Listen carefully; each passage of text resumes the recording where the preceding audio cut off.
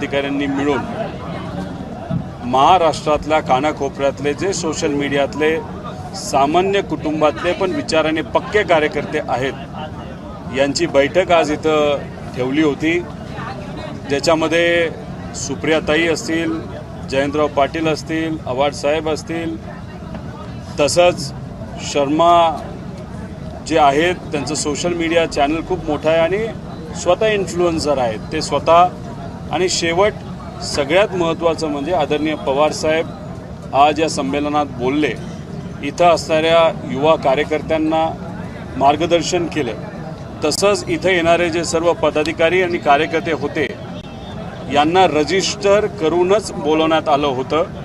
असे अनेक हजारो लोक आता जोडायला तयार आहेत आणि मग असं ठरलं आहे आणि आदरणीय पवारसाहेबांचं मार्गदर्शन आहे की विभागवार या बैठका व्हाव्यात, 3-3 महिन्याला या बैठका व्हाव्यात. आणि हे करत असताना विचार पुढे घेऊन जाताना BJP ज्या पद्धतीने दबाव तंत्राचा वापर करून काही पुरोगामी विचाराच्या सामान्य कार्यकर्त्यांना पोलीस तंत्र तसंच विविध गोष्टीतून आवाज दाबण्याचा जो प्रयत्न करत आहेत त्याला एक उत्तर आपल्या सर्वांना द्यावं लागेल असं पवारसाहेबांनी सांगितलं, ज्याच्यामध्ये आमचा जो लीगल सेल आहे आणि सोशल मीडिया सेल आहे हे एकत्रित बसून एक रणनीती करतील आणि त्याला मार्गदर्शन आणि ताकद हे आदरणीय पवारसाहेब देतील. पण याच्या पुढे कुठल्याही सोशल मीडियाच्या कार्यकर्त्यांवर उगाचच BJPकडनं जर एखादी केस केली जात असेल नाही तर अडचणीत आणण्यात जात असेल, सोशल मीडिया तर त्यांच्या विरोधात जाईलच, पण आम्ही सर्वजण कार्यकर्ते सुद्धा आणि आदरणीय पवारसाहेबसुद्धा BJPच्या विरोधात या सामान्य कार्यकर्त्याच्या बाजूनी ताकद देतील असं पवारसाहेबांनी इथं सांगितलेलं आहे. काल राष्ट्रवादीच्या अजित पवारांच्या गटाची सभा झाली आणि बाले किल्ल्यातलेच बहुतांश लोक हे अजित पवारांबरोबर गेलेले आहेत हे चित्र पाहायला मिळालं. अनेक नगरसेवक, पदाधिकारी, आमदार पुण्यात आणि या सगळ्या निमित्ताने तटकरे थेट म्हणाले की अजितदादांबाबत म्हणजे आजच्या या मेळाव्यामध्ये अजितदादांबाबत काही शब्द वापराल तर खबरदार. कोण शब्द वापरते? तुमच्या कुणाकडनं वापरले? आम्ही जर बघितलं तर आदरणीय पवार साहेबांपासून सर्वच जण हे भाजपच्या विरोधात बोलत आहेत. भाजप या सगळ्या गोष्टीचं मूळ आहे आणि पवार साहेबांचं हेच मत आहे की मुळापासूनच हा विचार म्हणजे भाजपचा विचार हा संपवला पाहिजे. जे लोक भाजपबरोबर गेलेले आहेत ते त्यांच्याबरोबर काम करतायत, पण आपल्याला कुठल्याही परिस्थितीमध्ये भाजपच्या विरोधात आणि आपल्या सर्वांचा पुरोगामी विचार आणि शिवशाहू फुले आंबेडकरांचा विचार जपण्यासाठी काम करायचं. तटकरे साहेबांनी कुठल्या अनुषंगाने ते स्टेटमेंट वापरलं हे माहीत नाही, पण आपण कुठेही हे जे नेते तिकडे गेले त्यांच्याबद्दल न बोलता मूळ कारण काय, मूळ विचार कुठला आणि जी मूळ पार्टी म्हणजे भाजप त्याच्या विरोधात आम्ही सगळेजण बोलत आहोत. ते मोठ्या सभा घ्याव्यात, अजून जास्तीत जास्त प्रस्थापित लोकांना त्यांच्या पक्षात घ्यावं, पण हे जे सामान्य कार्यकर्ते आहेत, जे लोकातले आहेत, ज्यांची खरी ताकद ही पैसा नसून लोक आहेत, हे आदरणीय पवार साहेबांबरोबर आहे. आणि लोकशाहीमध्ये पैशापेक्षा सगळ्यात मोठी कुठली ताकद असेल तर ती लोकांची, हे पवार साहेबांनी विचारात घेतलं आहे. म्हणूनच पवार साहेब लोकात गेलेले आपल्या सर्वांना बघायला मिळतात. बोलायचंच नाही. आता त्याच जाहीर सभेला प्रत्युत्तर दिले जाणार आहे. अजित पवार गटाकडून आता बीडमध्ये एक जाहीर सभेचं आयोजन करण्यात आलं. 27 तारखेला ती बैठक आणि ती सभा आहे असं आम्हाला कळतंय. सभेत बोलत असताना ते काय बोलतायत याच्याकडं सगळ्यांचंच लक्ष असणार आहे, आमचं सुद्धा लक्ष असणार आहे. त्यामुळे सुरुवात करत असताना त्यांना भाजपच्या बाजूने भाजपच्या नेत्यांबद्दलच बोलावं लागेल असा एक अंदाज आपल्या सर्वांना आहे. आणि ज्या नेत्यांबद्दल ते गुणगान गाणार आहेत, काही महिन्यांपूर्वी त्या नेत्यांबद्दल विरोधातही ते बोलले आहेत. त्यामुळे लोकच कदाचित प्रश्न करतील, पूर्वी जे तुम्ही बोललात, गेले 35 वर्ष जे बोलत आला आहात, ते काय मग चुकीचं होतं का? चुकीच्या भूमिकेतून तुम्ही तिथं बोलत होता का फक्त सत्तेत राहण्यासाठी तेव्हा तुम्ही बोलत होता आणि आज तुम्ही भाजपच्या बाजूने बोलत आहात? त्यामुळे हा प्रश्न लोकच त्यांना विचारतील. त्यामुळे सभा जेव्हा होईल तेव्हा मग जे काही प्रश्न लोकांच्या मनामध्ये असतील त्यांना अशा अनेक सभा घ्याव्या लागतील हे उत्तर देण्यासाठी. कितीही उत्तर दिलं तरी त्यांचं उत्तर समाधानकारक नसेल, कारण लोकांना कळालेलं आहे ते त्या बाजूला कशासाठी गेलेले आहेत. लोक जेव्हा उत्तर द्यायचे तेव्हा देतील, पण राष्ट्रवादी कधी भूमिका घेणार आहे अजित पवारांच्या विरोधात? ते तिकडे गेलेत, उघड आहे, तुम्हाला त्यांच्या विरोधात लढावं लागणार. हे बघा, भाजपचं मत आहे, त्यांची जी रणनीती आहे की आम्ही एकमेकांच्या विरोधात बोलत राहिलं पाहिजे. हे बोलत असताना जे काही विधानसभा मतदारसंघ आमचे आहेत तिथं जी योग्य रणनीती आम्ही करूच, पण मुद्दामून भाजपची जर रणनीती असेल आम्ही आपापसात बोलून त्याच्यामध्ये व्यस्त राहावं आणि भाजप जे मूळ आहे त्याच्याकडे दुर्लक्ष करावं, हे आम्ही कसं करून देणार. तुम्ही जर बघितलं तर शिंदे गट हा जेव्हा वेगळा झाला तर उद्धव ठाकरे साहेब आणि शिंदे गटामध्ये आपण शाब्दिक भांडणं होताना बघितली, पण आत्ता उद्धव ठाकरे साहेब जे भाषण करत आहेत ते भाजपच्या विरोधात करत आहेत. कदाचित त्यांना आत्ता कुठेतरी कळलं असावं की मुळावर वार केला पाहिजे आणि पवार साहेबांचा 60 वर्षाचा अनुभव असल्यामुळे पवार साहेबांनी सुरुवातीपासूनच मुळाला धरलेलं आहे. आणि जेव्हा आपण भाजप बरोबर विरोधात बोलत असतो तेव्हा साहेब एक संदेश देत असतात की इतर जे नेते तिकडे गेलेले आहेत ते खूप महत्त्वपूर्ण नाहीत, महत्त्वपूर्ण आहे बीजेपी. तो विचार आपल्याला संपवायचा आहे, जो आपला विचार संपवण्याचा प्रयत्न करत आहेत. म्हणून कदाचित आम्ही सर्वजण हे भाजपबरोबर बोलत आहोत. ही गोष्ट आपण सर्वांनी समजून घेतली पाहिजे. माझं भुजबळ साहेबांना आणि या सगळ्या लोकांना एक स्पष्ट मत आहे की जेव्हा आपण भाजपच्या विरोधात होतो, जेव्हा केव्हा भाजपनी ओबीसी नेते नाहीतर मोठ्या महान पुरुष नाहीतर जे काही राष्ट्रपुरुष होऊन गेले, ज्याच्यामध्ये महात्मा फुले असतील, क्रांतिज्योती सावित्रीबाई फुले असतील, त्यांच्या विरोधात जेव्हा भाजप बोलत होतं तेव्हा आपण त्याचा विरोध करत होतो. आता जे लोक या थोर व्यक्तींचा विरोध करत होते त्यांच्याबरोबर तुम्ही जाऊन बसलेला आहात, मग ही भूमिका तुम्ही का बदलली असा प्रश्न आम्हालाही आहे आणि लोकांना सुद्धा आहे.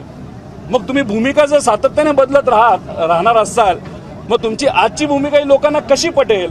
आणि राहिला प्रश्न नाशिकचा, नाशिकमध्ये सुद्धा तिथं असणाऱ्या लोकांनी पवार साहेबांना खूप मोठ्या प्रमाणात प्रेम दिले, अनेक आमदार दिलेले आहेत. तसंच बीड आहे, बीडवर नाशिकवर कोणा एकटा नेत्याची मक्तेदारी नाही, तिथं असणाऱ्या लोकांची तिथं मक्तेदारी आहे, तिथं असणाऱ्या मतदारांची आहे. त्यामुळे उगाच तुम्ही शाब्दिक खेळ करू नका. आणि जिथं कुठं आपल्या सभा होत आहेत तिथं असणारे जे काही पदाधिकारी आहेत जे आज पवार साहेबांबरोबर आहेत ते स्वतःहून पवार साहेबांना भेटतात, म्हणतात आमच्याकडे सभा घ्या.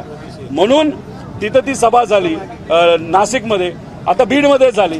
आता कोल्हापूरचे काही पदाधिकारी भेटले म्हणले की साहेब आता तिथं सभा घ्या, पवार साहेब तिथं सभा घेतात. आता काही पदाधिकारी पुण्याचे भेटले तर ते आता पुण्यामध्ये पवार साहेब सभा घेणार आहे, काही जळगावचे घेतले. त्यामुळे कसं आहे, हा जो ट्रॅक आहे ना की हा बीजेपीचा ट्रॅक आहे. मुद्दामून कुठंतरी एक असं वातावरण निर्माण करायचं की ओबीसीच्या विरोधात आहेत, ह्याच्या विरोधात त्याच्या विरोधात. पवार साहेबांनी त्यांची भूमिका आजपर्यंत कधीही बदललेली नाही. शिवशाहू फुले आंबेडकरांचा विचार घेऊन पुढे पवार साहेब चाललेले आहेत. त्यांनी विचाराशी गद्दारी केलेली नाही. ही भूमिका सर्वांनी समजून घेतली पाहिजे. त्याच्याचबरोबर या देशामध्ये सर्वात पहिलं मंडल आयोग जर कोणी स्थापन केलं असेल तर ते पवार साहेब आहेत. तुम्ही पूर्वी भूमिका घेत असताना बीजेपीच्या विरोधात बोलत होता. जेव्हा केव्हा आपण सर्वांनी प्रयत्न केले ओबीसी आरक्षण हे कोणामुळे केलं तेव्हा भुजबळ साहेबांनी सगळे बोलत होते की बीजेपी जबाबदार आहे. मग आज तुम्ही त्यांच्याबरोबरच जाता आणि मग ओबीसी राजकीय आरक्षण मिळण्यासाठी किती तुम्ही प्रयत्न केले. बिहारमध्ये ओबीसी जनगणना जशी झाली तशीच आपल्या राज्यामध्ये व्हावी यासाठी तुम्ही भूमिका घेत होता. आता 1.5 महिना झाला तुम्ही सत्तेत गेला आहात, ती भूमिका आज तुम्ही घेत आहात का. तिथं जेव्हा भूमिका बीजेपीला विरोधात घेतली तेव्हा तुम्ही बीजेपीच्या विरोधात इथं बोललात आणि आज बीजेपी बरोबर तुम्ही गेला आहात. त्यामुळे हे जे काय तुम्ही शाब्दिक राजकारण करत आहेत हे लोक आता त्याच्या पलीकडे गेलेले आहेत. महाराष्ट्रात ह्या गोष्टी चालत नाहीत.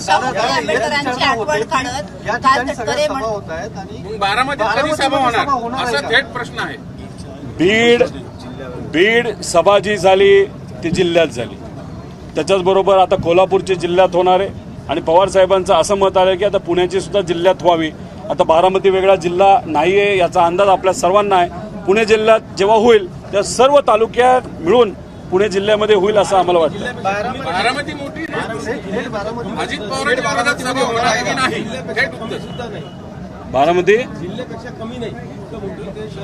आता ते तुम्ही कितीही खरं बोलला तरी पवार साहेबांनी जिल्ह्याला सभा घ्या असं सांगितलं. त्यामुळे पवार साहेब जिल्हा लेवललाच करतात.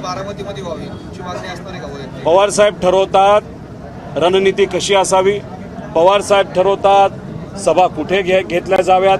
पवार साहेब ठरवतात की पुढं आपल्याला कशा पद्धतीने लढायचे. जे पवार साहेबांनी 60 वर्षात ठरवले त्याला ते जगलेत आणि आता त्यांनी ठरवले की भाजपच्या विरोधात आज आपल्याला संघर्ष करायचा. त्यामुळे पवार साहेब जसे ठरवतील तसं आम्ही काम करणार आहोत. जयंत पाटील म्हणतात की अजूनही कार्यकर्त्यांमध्ये काही प्रमाणात संभ्रम आहे, कुठल्या बाजूला जायचं याची क्लॅरिटी त्यांना येत नाहीये, कारण ज्या घडामोडी घडतायत, पडद्यामागच्या भेटी आहेत, या सगळ्या पार्श्वभूमीवरती कार्यकर्त्यांमधला हा संभ्रम दूर करण्यासाठी राष्ट्रवादी काही पावलं टाकताना दिसत नाही. हे बघा, पवार साहेब राजकीय दृष्टिकोनातून कधीही भूकंप करू शकतात याचा अंदाज हा आपल्या सर्वांना फार पूर्वीपासून आहे.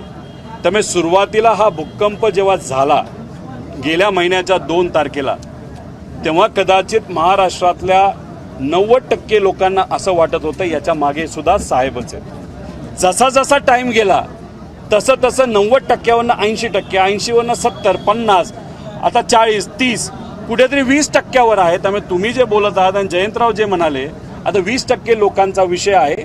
टाईम थोडासा जाऊ द्या, 20%वरनं तो 0%वर आहे. आणि आज सुद्धा साहेब बोलत असताना बऱ्यापैकी स्पष्ट बोललेत. एवढं स्पष्ट बोलल्यानंतर लोकांनाही कळतं की भूमिका पवार साहेबांची काय आहे. त्यामुळे आता अस्पष्टता कुठेही राहिली नाहीत असं आम्हा सर्वांना वाटतं.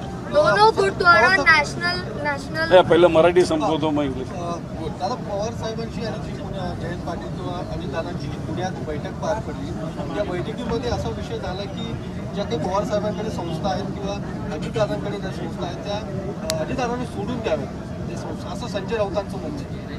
ज्या पवार साहेबांकडे आता त्या बैठकीमध्ये मी तर नव्हतो आणि मी त्या संस्थेमध्ये सुद्धा नाही आहे आणि मी कुठला पदाधिकारी सुद्धा नाही. त्यामुळे याच्यावर बोलणं माझ्यासाठी थोडंसं अवघड याच्यासाठी आहे, कारण का मला त्या बाबतीतली कुठलीच माहिती नाही. दादा, त्याच्यावरच संभ्रम आहे लोकांमध्ये, अजून कळत नाही. मी उद्या तुम्ही जसं सांगितलं की साहेब भूकंप करू शकतात, मग असा भूकंप होऊ शकतो का? अजितदादा पुन्हा माघारी येतील असं होऊ शकतं का? एक तुम्हाला सांगतो, पवार साहेब भूकंप करू शकतात राजकीय, हे आम्हा अख्ख्या महाराष्ट्राला, अख्ख्या देशाला माहिती आहे. पण एक गोष्ट अजून स्पष्ट तुम्हाला सांगतो की भाजपच्या विरोधातली त्यांची भूमिका ही इतकी स्पष्ट आहे की ते त्या बाजूला जाणार नाही, हे सुद्धा तेवढंच खरं आहे. त्यामुळे जी कुठली भूमिका, जो कुठला भूकंप असेल हा लोकांच्या हितासाठी असेल एवढंच तुम्हाला सांगतो. पण जे गेलेले ते परत येऊ शकतात अशा पद्धतीचं वक्तव्य त्यांच्याकडूनच केलं जाते पुढच्या काही काळामध्ये. कोणाकडनं? पवार स्वतः म्हणाले पुरंदरच्या काही लोकांना भेटले त्यावेळी. आता ते तुमच्या समोर बोलले का, ओपनली बोलले का, हे आपल्या सर्वांना बघावं लागेल. आज काय चर्चा होती हे आपल्याला सांगता येणार नाही. पण अनेक आमदारांच्या मनामध्ये, अनेक आमदारांच्या ध्यानामध्ये कुठंतरी आता तिथं गेलेल्या आमदारांच्या ध्यानामध्ये मतपरिवर्तन होताना दिसते असं जाणवते. पण त्यांना घ्यायचं नाही घ्यायचं हे पूर्णपणे पवारसाहेब किती ठरवतात. आमदार संपर्कात आहेत परत येण्याचे? मी तुम्हाला सांगू शकतो किती जिल्ह्यामध्ये आम्ही सभा घेणार आहे, तुम्हाला सांगू शकतो किती तालुक्यांपर्यंत आम्ही पोहोचणार आहे, तुम्हाला सांगू शकतो सोशल मीडियाची आता आम्ही टीम किती बांधलेली आहे, किती नवीन निष्ठावंत पदाधिकारी केलेले आहेत. आमदारांच्या बाबतीत आता साहेबच स्वतः जेव्हा म्हणतात की माझ्याबरोबर 0 आमदार आहेत आम्ही तिथं असताना सुद्धा, म्हणजे पवार साहेबांनीच आमदाराला आता मायनस केलेलं आहे. त्यांच्यासाठी लोक आणि कार्यकर्ते हे जास्त महत्त्वाचे आहेत आणि आम्ही सुद्धा त्यांच्याबरोबर कार्यकर्ता म्हणून आहोत, आमदार म्हणून नाही. आणि याच्याच बरोबर अजून एक गोष्ट तुम्हाला सर्वांना सांगतो की आम्ही सर्वजण जी भूमिका घेतलेली आहे, जी स्पष्ट भूमिका घेतलेली आहे, विचाराबरोबर राहण्याची, संघर्ष करण्याची. पण एक गोष्ट कुठेतरी जाणवायला लागली आहे, येत्या काळामध्ये आमच्यासारख्या अनेक कार्यकर्त्यांवर भाजपकडनं असेल नाहीतर त्यांची जी कुठली यंत्रणा असेल लवकरात लवकर आमच्यावर कारवाई केली जाईल असा एक अंदाज कुठेतरी आलेला आहे. आणि अजून एक गोष्ट इथं स्पष्ट करतो, कितीही कारवाई केली तरी आम्ही पवार साहेबांबरोबर आणि महाराष्ट्राच्या धर्माबरोबर राहू असं स्पष्ट भूमिका इथं आम्ही सर्वजण मांडत आहोत. उद्या रोहित पवारांना ईडीची नोटीस येऊ शकते? आलेली आहे का येणार आहे याच्यावर मी बोलणार नाही, पण ती येऊ शकते. तरीसुद्धा हा रोहित पवार महाराष्ट्रातल्या लोकांच्या बाजूली भूमिका घेत आहे आणि पवार साहेबांबरोबर स्पष्टपणे आणि भक्कमपणे उभा आहे, हे जास्त महत्त्वाचं आहे. आणि तो एकटा नाही, तर हे सर्व पदाधिकारी आणि कार्यकर्ते नेते आहेत, एवढंच या ठिकाणी सांगतो. सर हिंदी नमस्ते. सर, दोनों गुटों की ओर से ये प्रयास किया जा रहा है कि लॉयलिस्ट कैंपेन हो रहा है, जैसे मी शरद मित्र करके भी कैंपेन चल रहा है, उधर से भी एक प्रयास हो रहा है कि जो लोग हैं जिनमें कंफ्यूजन है वो क्लियर हो और दोनों गुटों में बटे जाए। तो इसका प्रतिसाद कैसे मी शरद मित्र? नहीं, देखो, जहाँ पे भी पवार साहब की मीटिंग हो रही है या सभा हो रही है, वहाँ पे लोग खुद आ रहे हैं, खुद के गाड़ी से आ रहे हैं, खुद का पेट्रोल गाड़ी में डाल के आ रहे हैं, और वहाँ का जो उत्साह है, वहाँ पे जो एक्साइटमेंट है साहब को देखने के बाद बहुत ज़्यादा है। और जो दूसरा गट है, वहाँ पे जो लोग आते हैं या लाए जाते हैं, वो खुद से आते हैं कि लाए जाते हैं वो देखना पड़ेगा, लेकिन वो अपने लेवल पे कैंपेन करेंगे। उनके पास ताकत है, उनके पास पैसा है, वो अभी सत्ते में है, लेकिन यहाँ पे जो कार्यक्रम हो रहे हैं कार्यकर्ता या पदाधिकारी के माध्यम से हो रहा है, लेकिन प्यार से और दिल से हो रहे हैं, वो ज़्यादा इम्पोर्टेंट है। सर, कुछ आंकड़े बता पाएंगे मी शरद मित्र की, क्या कितने आए लोग, कितने जुड़े हैं? नहीं, वो अभी 4 दिन पहले ही वो कॉन्सेप्ट लॉन्च किया गया है, पूना से कॉन्सेप्ट लॉन्च किया गया है, और जहाँ से किया गया है वो भाजपा का बाले किल्ला है। हमको लगता है उसको ट्रैक्शन बहुत अच्छा मिल रहा है। एग्जैक्ट आंकड़े ये अभी नहीं बता सकता, कि उनका कहना है कि एक बार जो भी उनका मूवमेंट है वो ख़त्म होने के बाद साहब के उपस्थिति में ही वो वहाँ पे डिक्लेयर किया जाएगा। दादा संभ्रम है लोगों में कि 2014 में पवार साहब ने भाजपा को सपोर्ट किया था,